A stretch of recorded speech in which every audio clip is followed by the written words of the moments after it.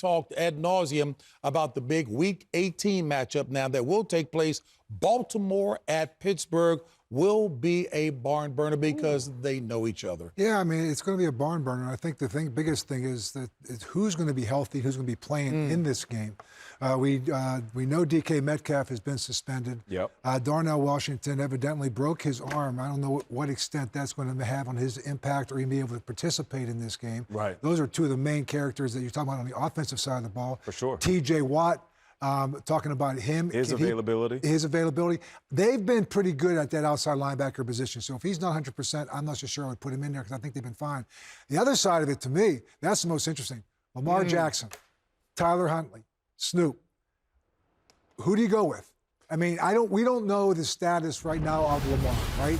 But when you look at what they've done and you look at what Tyler Huntley's done, remember, he came in, he beat Chicago early in the year. Yeah. He also beat Green Bay. Both these teams are now going to be in the playoffs. He's beaten 2 playoff teams. Lamar Jackson, NFL MVP, when he's healthy. Right. And has he been healthy all year? And that's the question, Coach. When he's healthy, if he's healthy. Listen, I'll just say it right now. If Lamar Jackson isn't healthy, you play Huntley. Right. You go out there, you run an offense that is based around scheme and staying within that scheme. What gives Lamar Jackson that element of danger is that he can turn any play into a big play by extending it with his legs, taking off, getting the first down or a touchdown, or just using his legs to get guys open. Because as receivers, tight ends, running backs, you get to run secondary routes when a play goes from 6 seconds to 9 seconds or 10 seconds. I just feel like what Huntley is doing, it allows this team to be what we saw. And what is Huntley doing well? It's not making mistakes, not forcing the ball downfield, not trying to do too much within the pocket, and giving the ball to Derrick Henry. Oh, no We question. saw what happened. What, they give him a heavy dose of 36 touches? This is going to be a Derrick Henry game.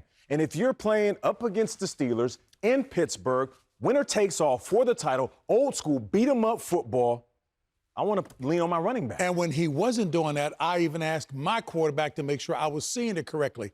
I love the quick decisions that Snoop was making as well. Snoop played well. If Lamar Jackson can go, Lamar Jackson is going. There is no question about this. I don't even but you care don't if think there's a difference between can go and healthy? Lamar Jackson, if he can go, you have to play Lamar Jackson. You have to play Lamar Jackson. Now, I'm not saying the style isn't turn around and hand that ball to Derrick Henry for 4 quarters, and you tell Lamar, hey, we're going to get this ball out of our hand. We're going to win this game through the run game. Yeah.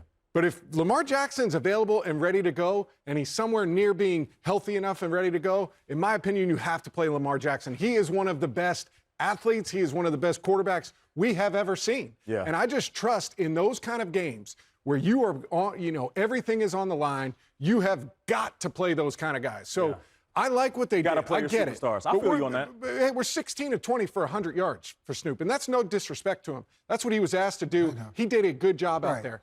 But if this game turns into something where Aaron Rodgers is slinging it around on the field, Lamar Jackson's got a better chance of going out there and being able to go sling it against him than Snoop Huntley does. That's a valid point. I'm not going to lie. And I will say this. If you're talking about that, I mean, this defense that they're going against, that being the Pittsburgh Steelers going against the Baltimore Ravens, it's not the Cleveland Browns. The Cleveland Browns is an elite defense. Yeah. Okay, and we saw that today. They shut down the Pittsburgh Steelers.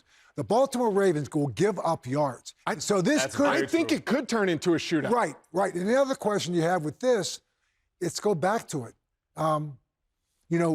This run defense of the Pittsburgh Steelers, the last time they played the Baltimore Ravens with playoff implications and one or done, it was in the playoffs. And the Baltimore Ravens ran for 300 yards against them. And they were coming off a game where they almost ran for 300 yards against the Green Bay Packers. So you're going in this game, I'm making Lamar Jackson or Tyler Huntley beat me. And they played very well against the Green Bay Packers. But this guy right here, the way he ran the other night. Please, absolutely. I know. And it's going to be cold and it's going to be snowy. And Derrick Henry is not the kind of guy. But I'll tell you, this is going to be a slugfest. Absolutely. Yeah. And this is going to be one of those games where it becomes very personal. This is going to go back to the old Pittsburgh Steelers, Baltimore Ravens game. You know what? No hitting during the week because you know what? We're going to leave it all out on that field. We're going to save it for next Sunday or Saturday or wherever this game may be. So you're going to say it's walk through Wednesday, fellas. Yeah. It's walk through Wednesday, and there's no excuses for not playing as physical as you can on Sunday. Yeah, got to shout out our research team, Coyle, Wayne, the whole crew. He just said the last Ravens quarterback to win in Pittsburgh was 3 years ago. The last Ravens quarterback to win in Pittsburgh was 3 years ago. You know who it was? Snoop? It was Snoop Dogg. That's fine. It was We Snoop can Dogg. go through all the stats you want. If you're asking me who I'd rather I have agree out with there you. on that I agree field, with you. it's Lamar Jackson all day. Can I ask you Lamar guys a Jackson. question? Have you ever been hit by a 1-ton truck repeatedly throughout the game, throwing cornerbacks out of the way like they're gnats? If you get a steady dose of that and he's healthy, I continue to hear Bill Cowher talk to me.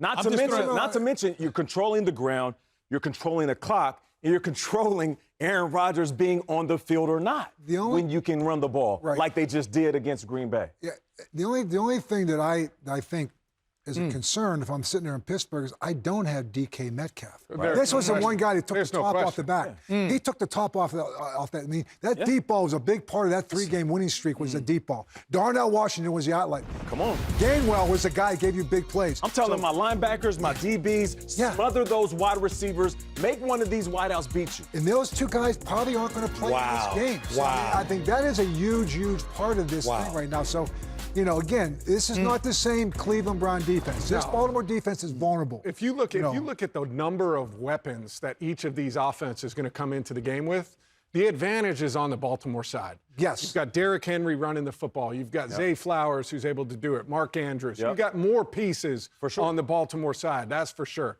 The question mark for me is, can that Baltimore defense hold up? This has been the Achilles heel all year. At different times, are they turning the corner? Are they going to get it right? Are they going to be able to play the way that we expect the Baltimore defense to play? And it just has not happened. But what's in their advantage is you're not going against a ton of weapons on the Pittsburgh side. You're not threatened by people taking the top off or throwing the football over your head.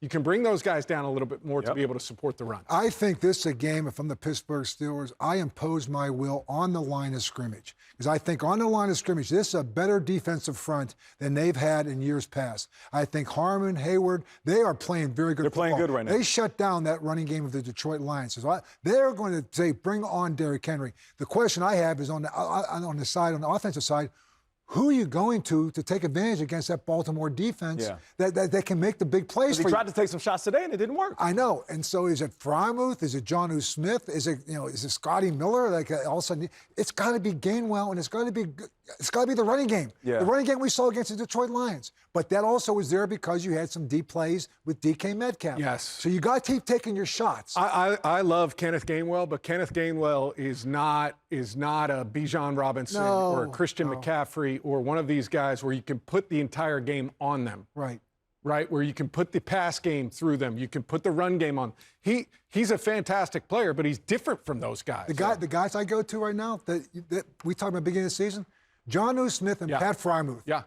To me, I put a game plan together that's running the ball, and it's play action with Frymouth and Jonnu Smith. They are the two best skilled players you have right now. But they're also good blockers for them in the run game, so which makes it difficult. That's it. Yeah. Listen, and if I'm that Ravens defense, I'm going to mix up my looks. I'm even going to heat up Aaron Rodgers in the pocket. I know it's risky when you send the blitz to Aaron Rodgers because if he gashes you, it could be a big play for the offense. But at the same time, I will trust my defense sending the blitz and telling my guys on the back end, just hold up for a second. And I'm putting it on you. You're going to be one-on-one with, their secondary 2, 3, and 4 wide receivers and tight ends. 100%. And let's see if we can make a play.